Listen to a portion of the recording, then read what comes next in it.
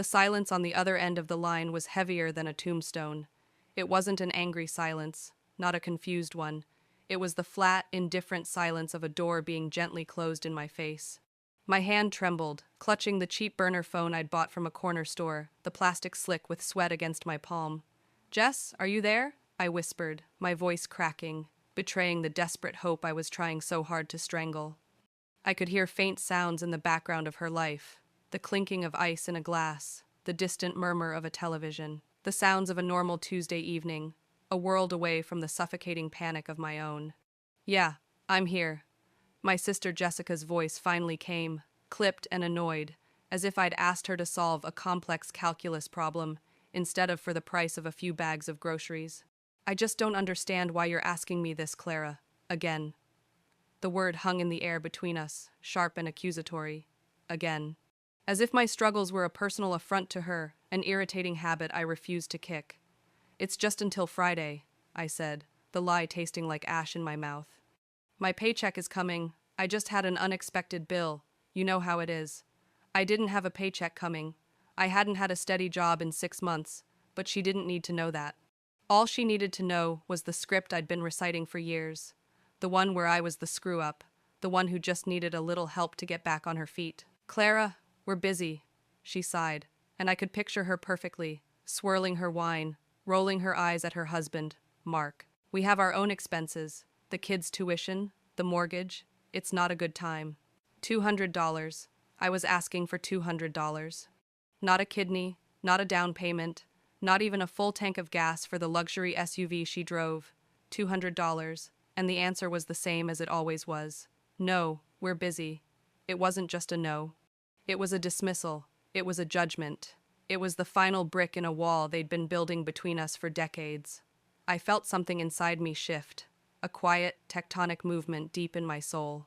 The desperation, the shame, the gnawing anxiety that had been my constant companions for as long as I could remember, they all receded, replaced by a strange and terrible calm. "Okay," I said, my voice suddenly clear and steady. "Okay, Jess, I understand. Sorry to bother you." I hung up before she could offer some hollow, insincere platitude about how she hoped I'd figure things out. I sank down onto the floor of my cramped, musty apartment, the thin carpet doing little to cushion me from the cold concrete beneath. I didn't cry. The time for tears was over. Instead, I reached into the pocket of my worn-out jeans and pulled out the source of my impossible secret. It was a small slip of paper, already starting to fray at the edges from how many times I'd taken it out to stare at it. A lottery ticket. And on it, a string of numbers that had somehow, impossibly, aligned with the ones drawn 3 weeks ago. I hadn't asked Jessica for $200 because I needed it. I had asked because I needed to know. I needed one final confirmation of what I already suspected. They thought I was weak. They thought I was a charity case, a burden, a failure. They had no idea that I could buy their house, their cars, their entire carefully curated life with the loose change currently sitting in an anonymous bank account under a name they would never guess. And in that moment of cold, quiet clarity, I made a new plan. My old plan, the one where I tearfully revealed my good fortune and lifted my entire family out of their self-inflicted financial struggles. That plan died with Jessica's casual dismissal. The new plan was better. It was silent. It was absolute. I wasn't just going to give them a handout. I was going to give them what they claimed they wanted, freedom from their burdens. And then, I was going to give myself the one thing I had craved my entire life, freedom from them. They would get their wish, and they would never, ever see me again. 3 months earlier, my life had been a collection of carefully managed disasters. I was a 34-year-old woman living in an apartment that smelled of damp and regret, working a series of temp jobs that paid just enough to keep the lights on but never enough to get ahead. My car was a 15-year-old rust bucket that made a terrifying clunking noise every time I turned left. My diet consisted mainly of pasta and discounted bread. And my family, well, my family was my heaviest burden of all. They loved me, I suppose, in the way one loves a disappointing but familiar piece of furniture. I was Clara, the artistic one, the dreamer, the one who'd never quite gotten her act together. Unlike Jessica, who had married a dentist, produced 2 perfect children, and lived in a house with a 2-car garage and granite countertops. Family dinners were a masterclass in passive aggression. "Oh, Clara, another temp job?" my mother would say, her voice dripping with feigned sympathy.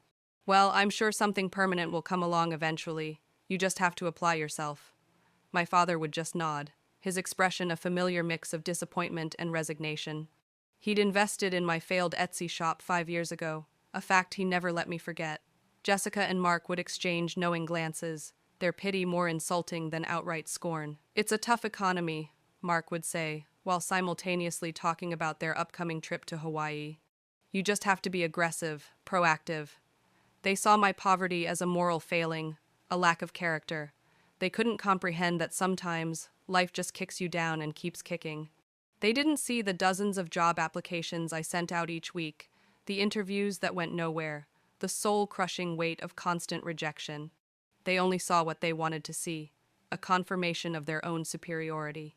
My failure was the dark backdrop against which their own modest successes shone so brightly. The last time I'd seen them all together was for my father's birthday, 2 weeks before I bought the ticket.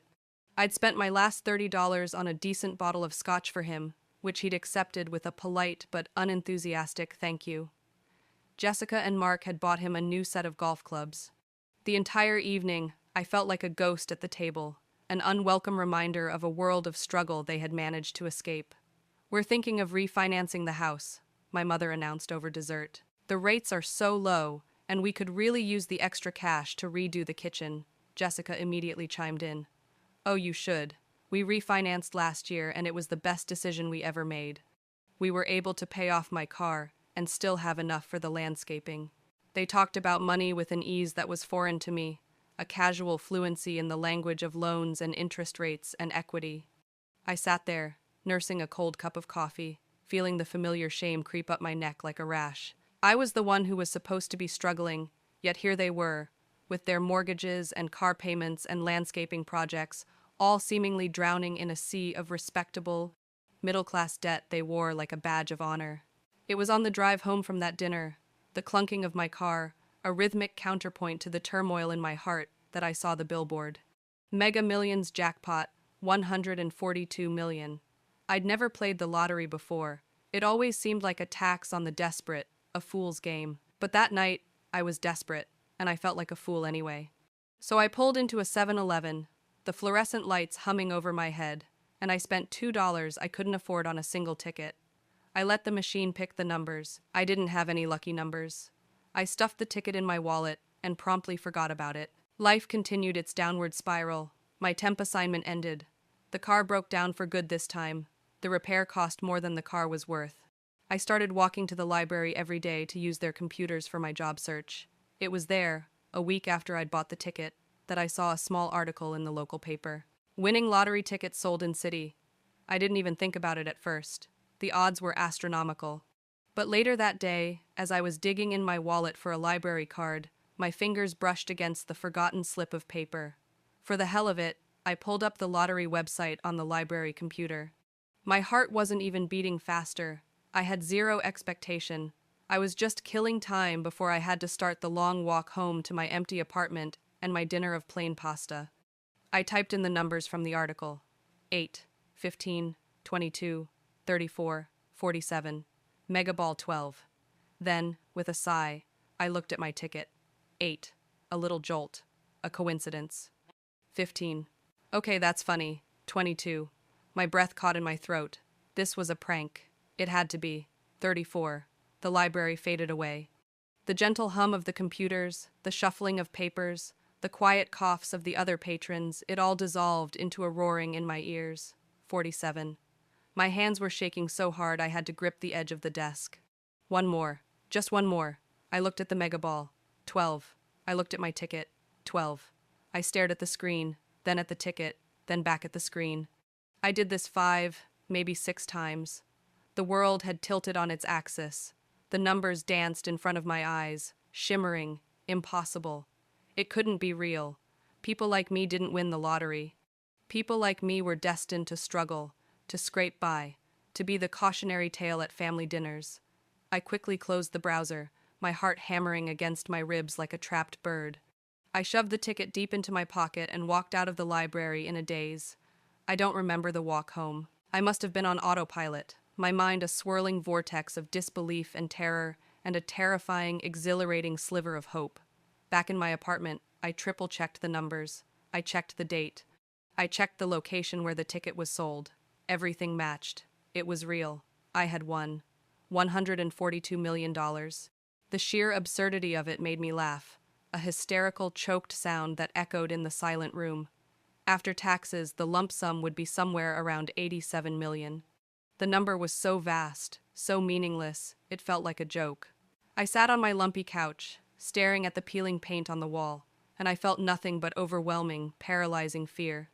What did I do now? My first instinct, the one conditioned by a lifetime of seeking their approval, was to call my family, to scream the news into the phone, to watch their shock turn to joy, to finally be the hero of my own story, the one who swoops in and saves everyone. I imagined paying off their mortgages, buying them new cars, sending their kids to the best colleges. I would be the celebrated one, the successful one. The thought was intoxicating. But something held me back.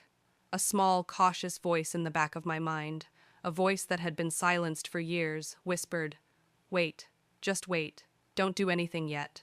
For 3 weeks, I did nothing. I lived in a state of suspended animation, the winning ticket hidden inside an old book on my shelf. I told no one. I went through the motions of my old life, eating pasta, applying for jobs I didn't need, feeling the familiar pang of anxiety when my rent was due. I needed to see if anything had changed, if I had changed, but I hadn't. I was still the same Clara, and so I decided to conduct one final, definitive experiment. I would call Jessica. I would ask for a small, insignificant amount of money. I would play the part of the needy sister one last time. Her answer would determine everything, and it did. The calm that settled over me after that phone call was chilling. It was the calm of a surgeon before a complex operation, the calm of a general on the eve of a decisive battle. All emotion had been scoured away, leaving only purpose. My family didn't need a savior, they needed a lesson. A quiet, brutal lesson in consequences.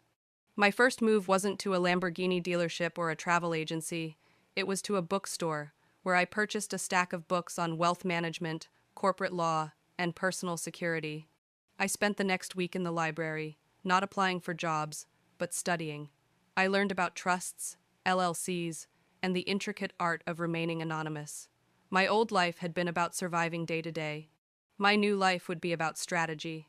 When I was ready, I didn't call the lottery commission from my burner phone. I retained the services of a top-tier law firm in the city, one that specialized in high-net-worth individuals. I met with a senior partner, a woman named Ms. Albright with steel gray hair and eyes that missed nothing. I told her the whole story, not the family drama, but the facts of the ticket. I laid out my 2 primary objectives: to claim the prize with absolute anonymity, and to structure the assets in a way that was untraceable to Clara Miller. She didn't bat an eye. "This is not unusual," she said, her voice as crisp as a new $100 bill. "Wealth brings its own unique challenges. Anonymity is the most valuable asset you now possess. We will protect it at all costs." Over the next month, Ms. Albright and her team worked with the precision of a military unit. They formed a blind trust. They set up an LLC in a different state to be the official claimant of the prize. There were layers upon layers of legal firewalls, designed to make it impossible for anyone, especially a curious journalist or a desperate family member, to connect the massive windfall to me. While they handled the big picture, I focused on the small one. I needed information. I started listening differently when my mother called to complain. Before, I'd heard only her usual litany of woes. Now, I listened for data. "The transmission on your father's car is acting up again," she'd sigh.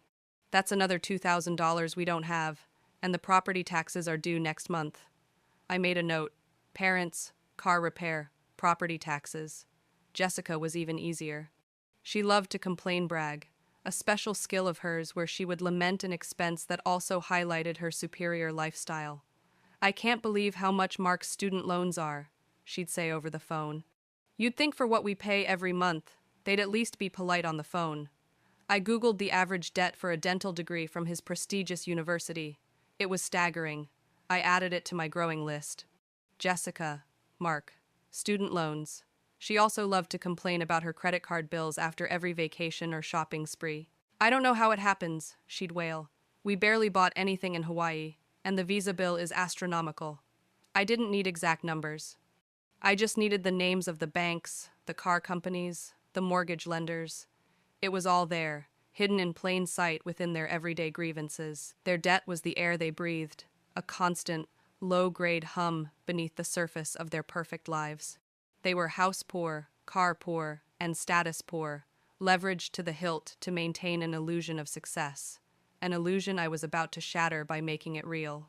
The most surreal moment was the first withdrawal. After the funds had cleared and been distributed into a dozen different accounts under the trust's name, I walked into a private bank, a place I never would have been allowed to enter before, with a request. I needed to withdraw $500,000 in cash. The private banker, a man named Mr. Sterling, who was the epitome of discreet professionalism, didn't flinch. "Of course," he said. "In what denominations would you prefer?" I asked for used, non-sequential $100 bills. I had read that new bills were harder to use for large anonymous transactions. An hour later, I was in a private room, staring at 5 bricks of cash in a simple, elegant briefcase. The sheer physicality of it was overwhelming. It smelled of ink and cotton and 100,000 different hands. This was real. This was power.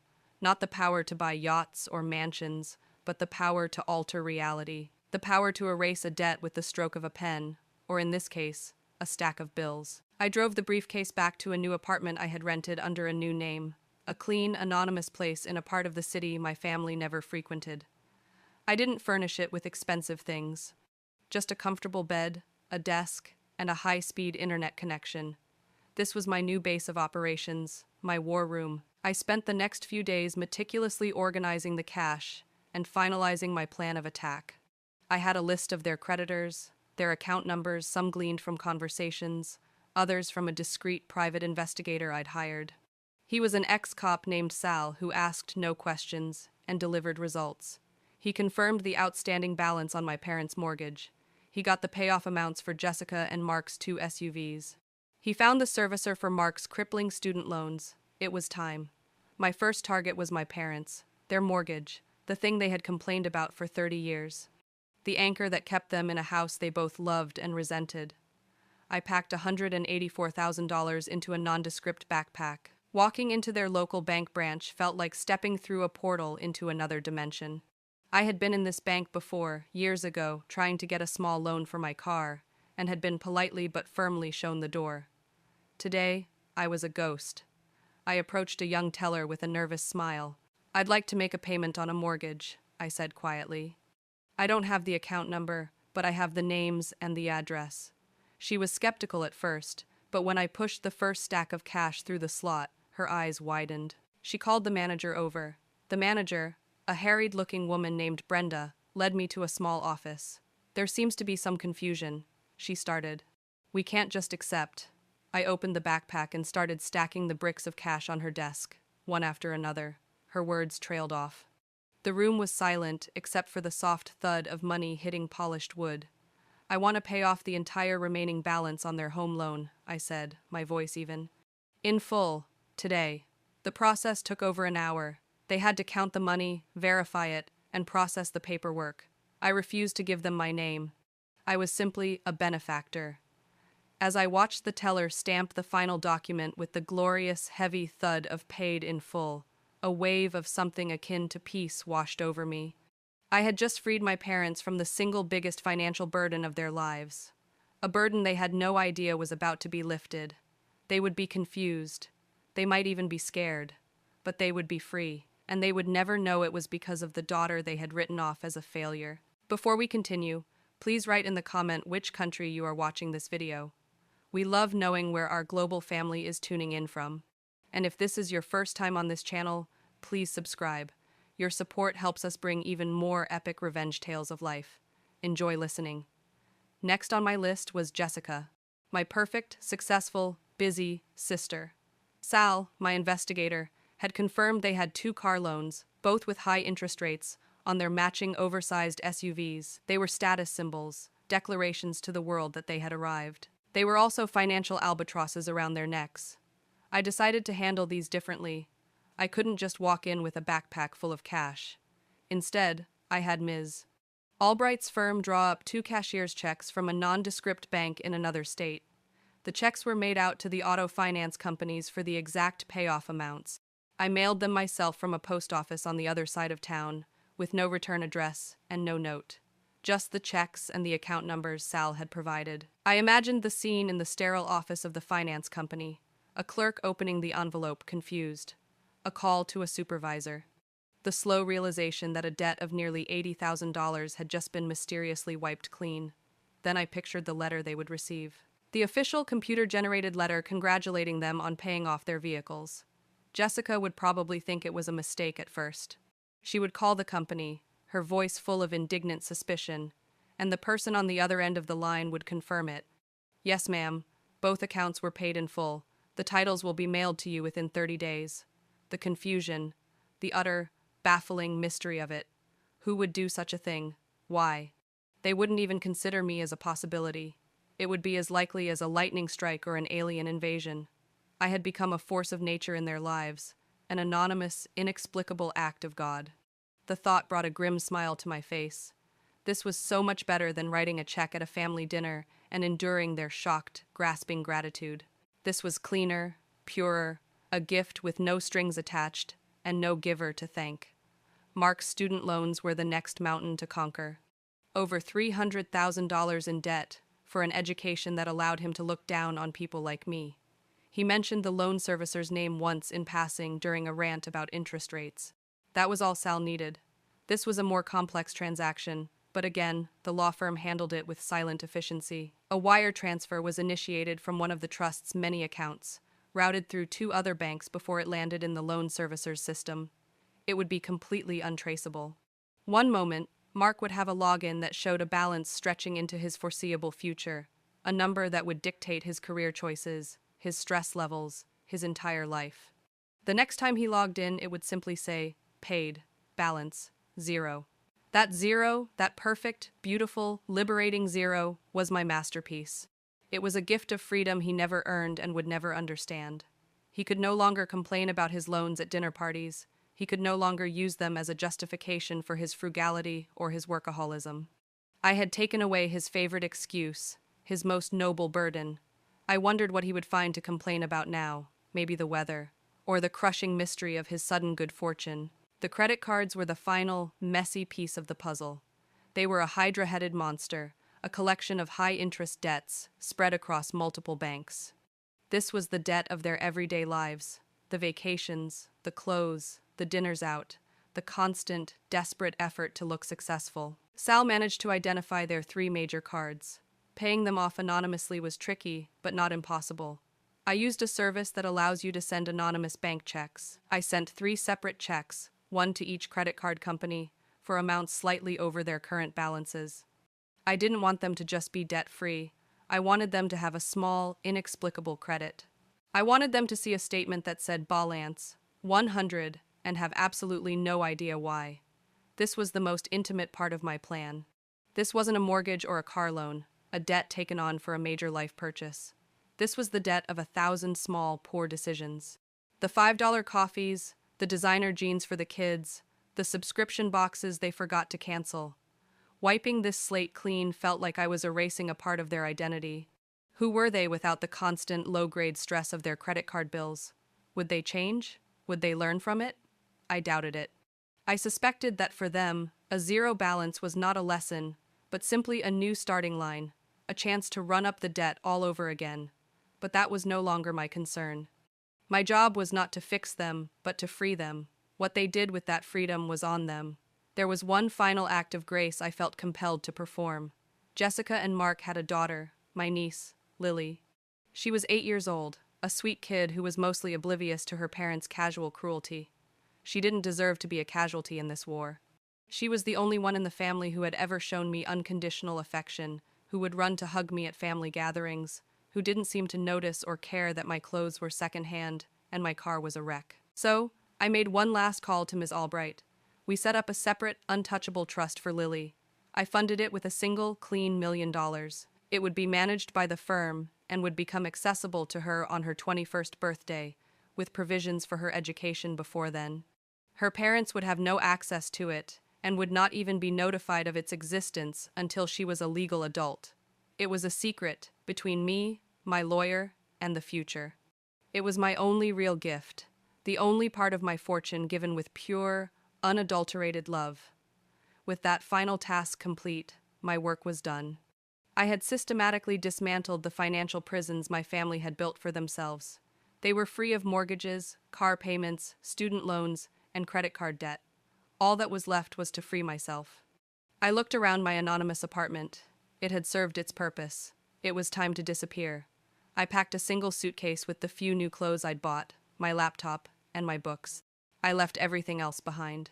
I drove to the bank and closed my old personal account, the one with a balance of $17.32. I dropped the burner phone into a recycling bin. I shredded every document that connected me to Clara Miller. The old me was being erased, methodically and completely. Before I left the city, I wrote a short, simple note on a plain white card. I put it in a stamped envelope addressed to my parents. I gave the envelope to a courier service with instructions to deliver it in exactly 1 week. The note had only 3 words. "You're free now."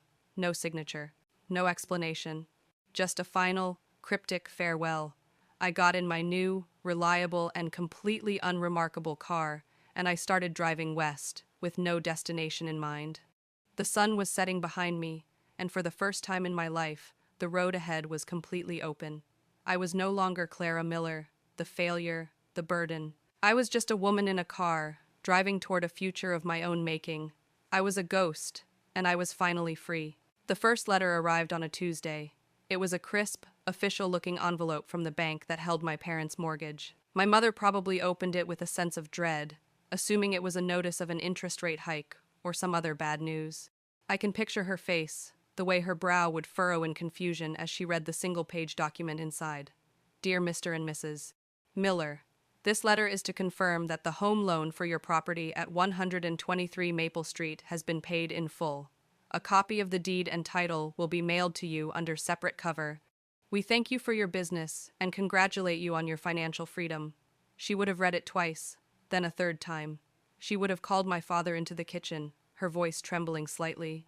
"William, look at this. It has to be a mistake." My father, ever the pragmatist, would have been immediately suspicious. A mistake? Of course it's a mistake. Nobody pays off $180,000 by accident. Call the bank. This is some kind of scam. So my mother would have called Brenda, the bank manager, the same woman I had sat across from a week earlier. And Brenda, bound by privacy laws but able to confirm the basic fact, would have told her, "No, Mrs. Miller, it's not a mistake. An anonymous benefactor paid the remaining balance in cash. Your home is officially paid for." The silence in my parents' kitchen would have been absolute. Not a scam. Not a mistake. A benefactor. Who? Why? The questions would have swirled around them, terrifying in their implications. Good news that feels like a threat is the strangest thing in the world. 2 days later, a similar scene would have played out in Jessica and Mark's granite-countered kitchen. 2 separate letters from the auto finance company, 2 titles to their precious SUVs. Jessica would have called the company, just as I'd predicted, her voice sharp and demanding, and the result would have been the same. Paid in full, an anonymous payment, no further information available. She would have immediately called my parents. "Mom, the weirdest thing just happened. We got the titles for both cars. The finance company says someone paid them off." And my mother's blood would have run cold. "It happened to us, too," she'd whisper into the phone. "The house. Someone paid off the house." The fear would begin to coalesce, to take shape. This wasn't a random act of kindness. This was a pattern. This was a message. But from whom? And what did it mean? The final blow would have been Mark logging into his student loan account, perhaps out of a morbid curiosity, to see if he too had been touched by this terrifying financial angel. And there it would be. The beautiful, impossible zero. That's when the panic would have truly set in. This was a fortune. Someone had spent hundreds of thousands of dollars to silently erase their debt. It was too big, too personal. They would have run through a list of possibilities. A rich, eccentric relative they didn't know they had, a clerical error on a massive scale, winning some secret lottery they hadn't entered. My name would not have been on that list. It would not have even been in the same universe as that list. I was the one who asked for $200, not the one who handed out $500,000. It would have been around this time that the courier delivered my note. "You're free now." 3 simple words that would have landed like a grenade. It confirmed that this was intentional, that it was a single person, someone who knew them, who knew their struggles, someone who was watching. They would have tried to call me then, all of them, my mother, in a panic, my father, with a grim sense of foreboding, Jessica, her voice a mixture of fear and a dawning, horrifying suspicion. They would have called my old number, the one I'd had since I was a teenager, and they would have gotten the same automated message: "The number you have dialed has been disconnected." That's when they would have driven to my apartment. They would have pounded on the door of the damp, sad little unit at the back of the building. The landlord, a grumpy man named Mr. Henderson, would have eventually come out. "Looking for the girl in 4B? She's gone. Moved out yesterday. Left the key on the counter." Place was clean as a whistle. They would have stood there, on the cracked pavement of the building I had called home, and the full weight of it would have finally crashed down on them. The paid-off debts, the disconnected number, the empty apartment, the cryptic note. It could only be one person, the one person it couldn't possibly be: Clara. But how? Where would she get that kind of money? The questions would have been a frantic, buzzing swarm in their minds. Did she rob a bank? Seduce a millionaire? And the most terrifying question of all: if she had that kind of money, why didn't she tell them? Why did she just disappear? The shame would have hit them then, a delayed, gut-wrenching blow. They would have remembered my last phone call, the request for $200. Jessica's casual, dismissive, "No, we're busy." They had failed the test. They had failed the final secret test they never even knew they were taking, and this was their punishment, or their reward. They couldn't be sure which. They were free of debt, but they were trapped in a gilded cage of their own making, forever haunted by the ghost of the daughter and sister they had so thoroughly and carelessly underestimated. Their relationships, already strained by a foundation of judgment and resentment, would begin to fracture under the weight of this new reality, they would argue. Accusations would fly. "Did you know about this? Why was she asking you for money if she was rich? What did we do wrong?" My mother and Jessica would probably turn on each other, their shared guilt curdling into blame. My father would retreat into a stony, disappointed silence. Mark would be furious, not at me, but at the loss of control, at the fact that his life had been so profoundly altered by the one person he considered a complete non-entity. They had the financial freedom they always talked about, the clean slates they dreamed of, but I suspect it felt less like a gift and more like a curse, a permanent, glittering monument to their own failure of character, their own lack of simple, human kindness. They had lost me. And in doing so, they had lost a part of themselves, the part that could believe they were good people. The money had held up a mirror, and they did not like the reflection. 1 year later, I was sitting at a small cafe in a coastal town in Oregon, the air thick with the smell of salt and pine. My name was Anna now. I had a quiet life. I rented a small cottage with a view of the ocean. I spent my days reading, walking on the beach, and volunteering at the local animal shelter. I hadn't touched the vast majority of my fortune. I lived comfortably but simply on the interest generated by one of the more conservative trust funds. The money had bought me one thing I truly wanted: silence. The silence of a phone that never rang with a demand or a criticism. The silence of a life free from judgment. The silence of a mind at peace. I had no idea what had become of my family. I had never looked back. To do so would be to defeat the entire purpose of my escape. For all I knew, they had squandered their new freedom and were back in debt. Or maybe, just maybe, they had learned something. Maybe the shock had forced them to reevaluate their lives, their values. I hoped so, but it was no longer my concern. I had mourned the loss of my family long before I disappeared. I had mourned them every time they made me feel small, every time they dismissed my dreams, every time they reminded me that I was not enough. My final act was not one of revenge, I had come to realize. It was an act of radical, surgical love. I had cut them out of my life to save myself, but I had also cut away the cancer of debt that was eating them alive. I had given them a chance to start over, without me as their excuse or their scapegoat. Whether they took that chance was up to them. My thoughts were interrupted by the waitress setting a cup of coffee on my table. "Anything else for you, hun?" she asked with a warm, genuine smile. "No, thank you," I said, smiling back. This is perfect. And it was. The sun was warm on my face, the coffee was hot, the sound of the waves was a gentle, rhythmic hum. I thought about the woman I used to be, the sad, anxious ghost who thought her worth was measured by her bank account and the approval of others. She seemed like a stranger to me now, a character in a book I had read a long time ago. Winning the lottery hadn't saved me. It had given me a tool, a weapon, but I was the one who had saved myself. The moment of my salvation wasn't when I saw the matching numbers on the screen. It was when I heard the cold, indifferent silence on the other end of the phone and decided, finally, that I deserved better. The $87 million was just a means to an end. The real prize was this moment. This quiet, ordinary, beautiful moment in a small town where nobody knew my name, and I was free to be whoever I wanted to be. The greatest revenge, I had learned, is not a loud, dramatic explosion. It's a quiet, happy life, lived on your own terms, far away from the people who never believed it was possible. And as I took a sip of my coffee and looked out at the endless, glittering ocean, I knew, with a certainty that settled deep in my bones, that I had won more than just the lottery. I had won my life back, and that was a jackpot no amount of money could ever truly buy.